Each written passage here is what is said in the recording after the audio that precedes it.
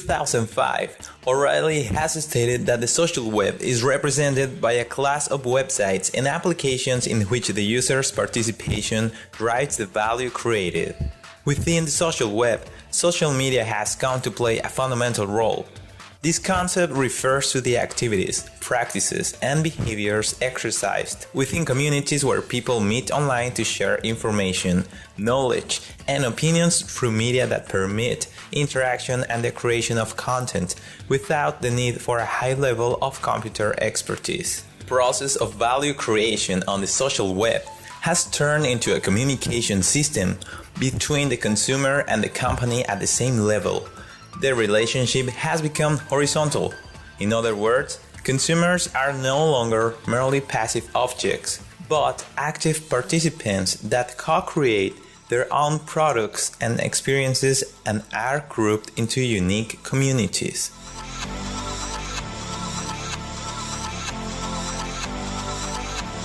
The evolution of the social web has opened up a world of opportunities for both brands as well as for the consumers themselves. Virtual brand communities, which are increasingly used as tools for value creation by users and organizations alike, are a perfect example of this type of opportunity. Thus, online communities are now attractive tools for businesses, as they can be used as platforms for the co-creation of products and experiences between companies and consumers. On these platforms, customers truly become partners of brands. Furthermore, communities can provide important benefits and opportunities on behalf of companies, such as increasing customer loyalty, lowering marketing costs, or developing new products. However, there also exist some risks and inconveniences that could affect the company's reputation, such as the rejection of the brand's marketing efforts through negative comments, which could cause damage to the brand's image or even promote their competitors. Many companies have opted to create or integrate themselves into brand communities in order to establish long-term relationships with customers.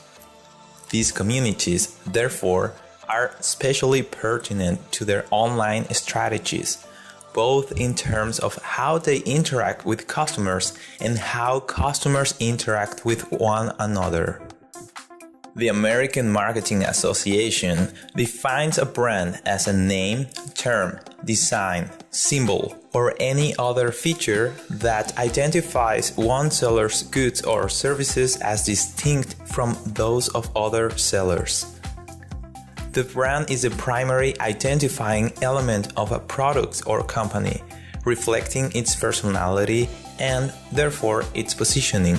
In a general way, branding implies the aggregation of a brand's power on different products and services of an organization. This should contribute to the creation of mental structures in the consumer, which are useful for decision making and benefit the company. A brand triumphs on social media not by gaining more fans or followers than their competition, but by improving their relationships, building their reputation and increasing the degree of interaction with their audience, who in turn spread their feelings about the brand. Taking notice the increasing role of consumers in the production processes through do-it-yourself activities such as self-service, self-help, and self-repair, Toffler in 1981 coined the term prosumer, a combination of the words producer and consumer. Web 2.0 technologies enable consumers to contribute and share textual and multimedia content over the internet, with almost no technical knowledge being required. Services such as Facebook, Flickr, YouTube, and Wikipedia led to a surge of consumer or user-generated content available online. This phenomenon, where people participate not only as simple consumers, but also as producers, has come to be called prosumption, and the participating individuals are known as prosumers. People search the internet for responses to their problems in addition to services and products, positioning the web as the first stop no matter the goal of their search. This bolsters the connectivity between users who exchange all types of opinions about products and experiences. The systems of information created by the prosumers changes the role of their use. Now they have become content creators. Value is created thanks to the collective contributions of all the web's participants. This is commonly labeled as collective intelligence or wisdom of the masses. This value is produced through the aggregation of many contributions of individual users, thanks to websites and applications that allow said participation. Groups are more creative than individuals. Therefore, they also contain more knowledge, and this assumption represents the central principle of crowdsourcing. The term crowdsourcing is a contraction of the words crowd, a large number of people, and outsourcing, the use of external assistance or help. The official crowdsourcing definition was introduced by Jeff Howe in Wired magazine in 2006 as follows.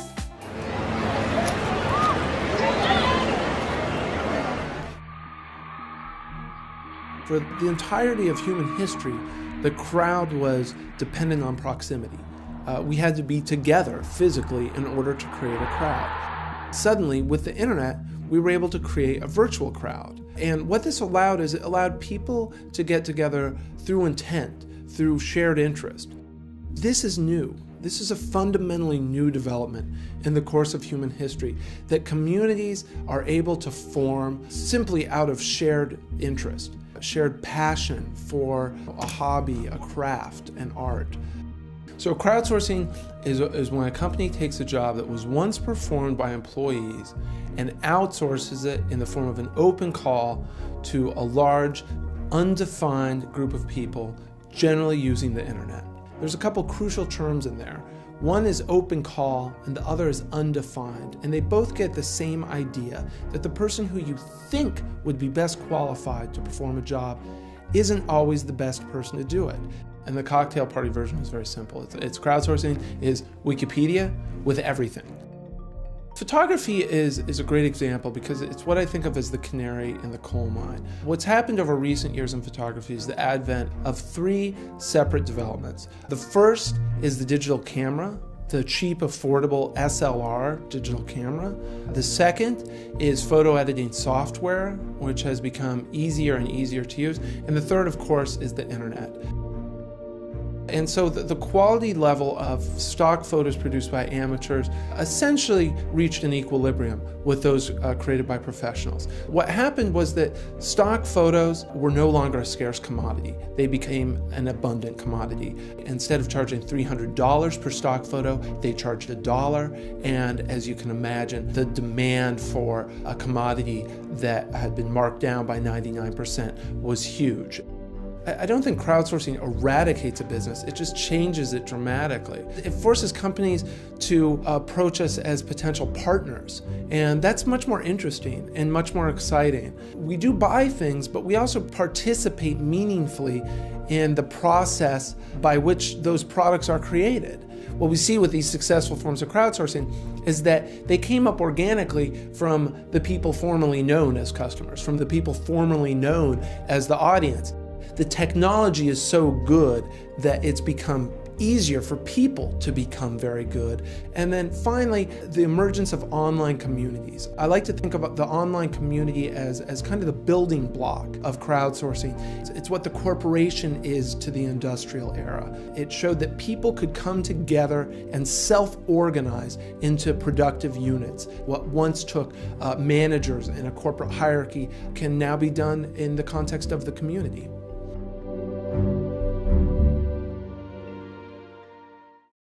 Organizations that incorporate actions related to co-creating with consumers into their brand management strategies are becoming increasingly common. This involves using techniques like crowdsourcing. Through the contribution of ideas to the innovation of products of communication campaigns, the consumer is rewarded either monetarily or through social recognition. Crowdsourcing is a good representation of the relationship between online branding and prosumers. The following are some examples. Duos of Flavor ask customers to submit their ideas for the next potato chip flavor. This example of crowdsourcing helps ensure that Lay's is providing their customers with the options they want. It's no surprise that ice cream cones are yummy as can be. We're baking double cheeseburgers, no one will disagree. But if you take a tasty treat and make it something else, wouldn't it be yummy? Wouldn't it be yummy? Wouldn't it be yummy as a chip? Classic Lay's and barbecue are not going away. But why stop there when there could be banana nut souffle? Oh, wouldn't it be yummy? Put some in my tummy. Wouldn't it be yummy as a chip? If you're inspired, here's the deal. The folks at Lay's make chip dreams real. And if your flavor beats the others, you could win $1 million. Wouldn't it be yummy? I could use the money. Wouldn't it be yummy as a chip? Submit your potato chip flavor ideas at dousaflavor.com.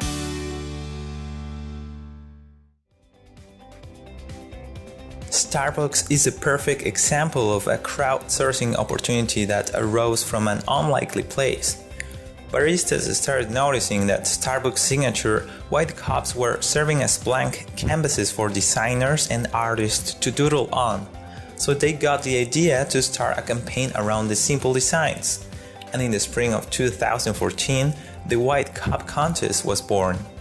Customers were encouraged to decorate their Starbucks cup with an original design, take a photo, and submit it on social media with the hashtag #WhiteCupContest.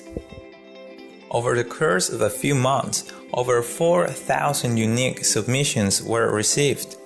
The winning design was submitted by Pittsburgh art student Britta Lynn Thompson, and her image was then used on the limited edition reusable cup for 2014. Razorfish created a campaign dubbed My Burger, or My Burger, for McDonald's to help it celebrate its 40th anniversary in Germany, encouraging members of the online public to create the first crowdsourced burger. Fans were invited to create their own burger using the Burger Configurator, an online tool that allowed users to compile their design using more than 70 different ingredients. The cost-effective campaign allowed fans to name their creations and even promote them on social media platforms with personalized spots, with the aim of generating votes from other users. Germany's favorite restaurant turns 40. Midlife crisis? Surely not. A social happening, an occasion to celebrate together with the fans, and give something back to them. But so many promotional burgers had already been launched. Would yet another one excite our fans? The time had come for a change. So, for our birthday, we decided to give them a present.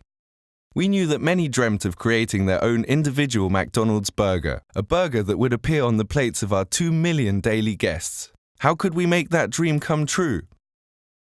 So, we created a competition and invited everyone to take part. It was time for Germany's first crowdsourced burgers, by the fans, for the fans. They invent the burgers, they vote for the burgers, and eventually, they eat the burgers. What would have been difficult in real life was made easy online with our new tool, the Burger Configurator. But there was more to come. The news was big, but the media budget small. The solution: a do-it-yourself marketing campaign. We gave them the tools, they created the buzz. 100% social. Good for them as they could collect votes, good for us as we saved money. The campaign took off like a rocket. In a few simple clicks, you could combine ingredients and condiments. And that's how simple it was to create your perfect burger. We also made it look nice. A gallery showcased the burgers available for public voting. and the DIY campaign was very easy to use. There were personalized videos, banners, and posters for the fans to choose from, so that they could spread their message to all their friends. It also combined online and traditional media. With all that buzz, our fans became the heroes of the campaign. The winners even got their own TV commercial, and their burgers were eaten by millions all over the country. McDonald's idea spread rapidly throughout the social web. We had 7 million page impressions on our website, our most successful campaign ever. 45,000 burger creations in the first 7 days, with not a cent of media budget spent. After 5 weeks, there were 116,000 burger creations. That's one burger every 26 seconds. 12,000 people created their own marketing campaign, and 1.5 million voted for their favorite. What a massive success! We exceeded all expectations and reached every fourth German online user. And, thanks to the press buzz, even the offline consumers. So, every fourth German in total. But not everything was buzz. Thanks to crowdsourcing, innovation costs went down. We exceeded McDonald's expectations with sales skyrocketing. Never before has a campaign at McDonald's brought so many additional customers, sold more promotional burgers, or for that matter, earned more total revenue. As we said, not everything was buzz. The fans made our campaign so successful, we'll have to do the same again next year. The winning burger was the Pretzelnator, produced with ham, American and Italian cheeses and a pretzel-like bun. Gut gemacht! Mann, endlich mal ein Laugenbrötchen! Der ist so lecker, dein Lauginator. Vom Finalisten Bastian aus Jena, der Lauginator. Nur diese Woche bei McDonald's mein Burger. Jetzt probieren und ihn online zum Sieg wählen. To conclude, social media and its use by consumers make an impact on companies' reputation, sales, and even their survival. Prosumers come to play an active role in the process of consumption and value creation by sharing their experiences, feelings, and abilities with companies in order to contribute with innovative ideas that will result into new products and valuable content for them.